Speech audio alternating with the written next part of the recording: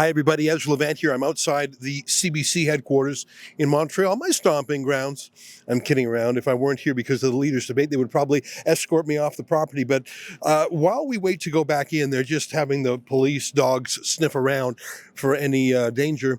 I want to tell you about something I did today that's got nothing to do with this debates. Guys, I sued the Liberal Party of Canada today. You can find the lawsuit at a special website I set up called lawbreakers.ca, because I allege in that lawsuit, and it's only 10 pages long, it's a very quick read, I allege that the Liberal Party broke the law and violated my rights. Now, this isn't some cockamamie scheme. They stole from me. I don't know if you saw about a week ago, there was something called Buttongate.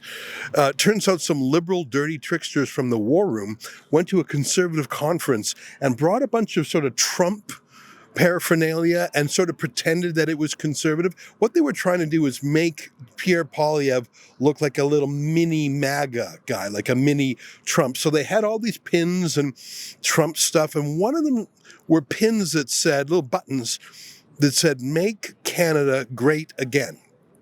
And the idea was that, look at that, ha ha ha, Pierre Poilievre is just like Trump. But it wasn't any conservatives, and it certainly wasn't the Conservative Party. It was dirty tricksters from the Liberal War Room. And I don't know if you remember, but Mark Carney was asked about this, and he pretty much confessed. But instead of firing these unethical folks, he just reassigned them. Did you see him say that? Members of the Liberal War Room, so the Central Campaign, distributed Stop the Steal buttons at a Conservative event. Given the anti-democratic implications of this phrase, how much does this event undermine the trust in the way that the Liberals operate? And what have you done in response to these revelations? Thanks for the question. Look, this is totally unacceptable, to be absolutely clear. And I, on behalf of my campaign, I was unaware of this behavior, but on behalf of my campaign, I apologize for it unreservedly. Okay.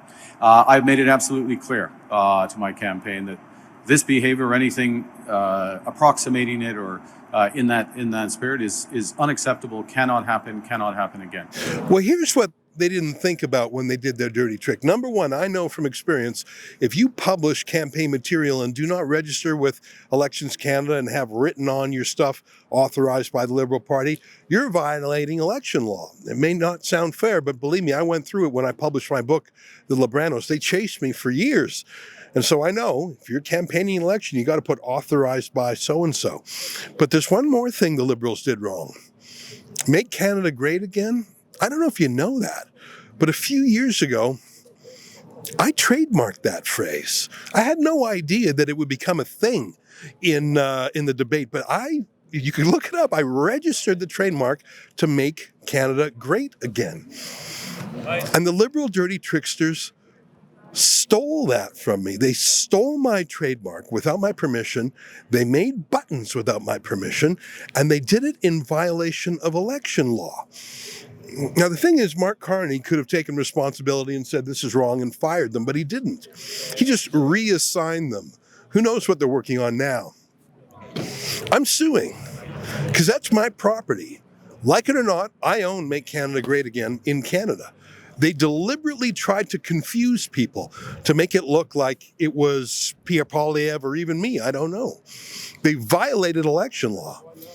So I am suing them for violation of the trademark. And in the lawsuit, it's a very quick read. It's only 10 pages for violating election law and trademark law. Go see for it yourself. Here's what's interesting. I've sued the Liberal Party of Canada. But I've also sued John Doe 1 and John Doe 2. Those are obviously not real names. Those are placeholder names until we find out who actually did it. Are you a little bit curious? Oh, I sure am. Who was it that actually did this? Who gave the orders to do it? Who paid for it? Those are all very relevant things when it comes to getting damages from them for stealing my trademark, but also for violating election laws. Were there campaign managers in on it? Was Mark Carney himself briefed on it? Because all of that is going to be relevant, and all of that will be discoverable in this lawsuit. You might think, Ezra, let it go. It's just a little theft. It's like shoplifting. No. You missed the point.